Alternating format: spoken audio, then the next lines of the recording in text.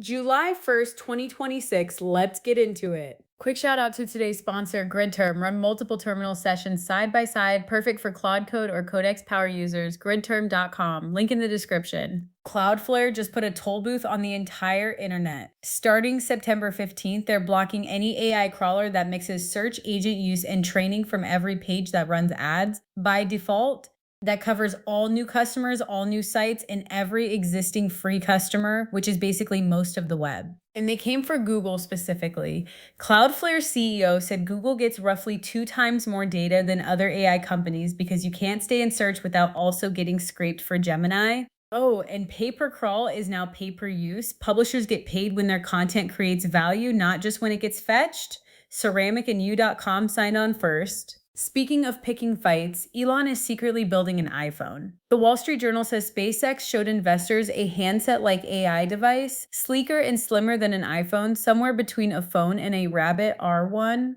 Musk denied the whole story, calling it, quote, utterly false, which in Elon language usually means it's 90% true. The device would run a proprietary OS with XAI baked in, and SpaceX has Tesla's factories plus Starlink Mobile ready to go. This puts Musk directly against OpenAI's Jony Ive project, which just poached Paul Mead, Apple's VP for Vision Pro.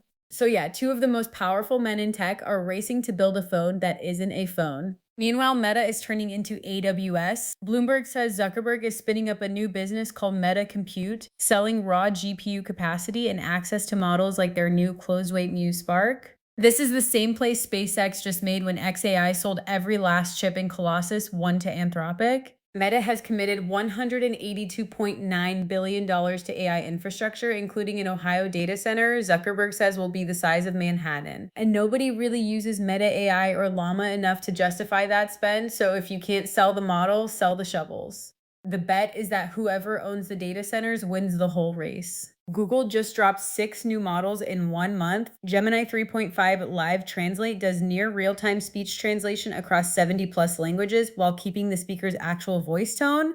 Gemma 412B runs locally on your laptop and 16 gigs of RAM with vision and voice built in. Gemini 3.5 Flash now has computer use so your agents can actually click stuff. Nano Banana 2 Lite is their fastest image model. Gemini Omni Flash is a natively multimodal video model in public preview.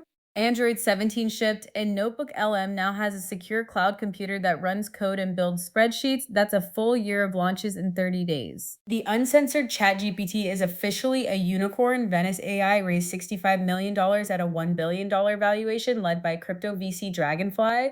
They host over 200 models, encrypt every input client-side, and store 0 data routed through a proxy so even they can't see what you're doing. CEO Eric Voorhees, the Shapeshift guy, says Venice is already profitable, $70 million in annual revenue, 3 million active users. His pitch, quote, we're optimizing for freedom and actually respecting users as adults. Also, obviously, there's a crypto token, 2 of them actually. Because of course. And then there's this. China just cloned Claude Code. The team behind GLM launched Z Code, a CLI coding agent that hit 260 points on Hacker News basically overnight.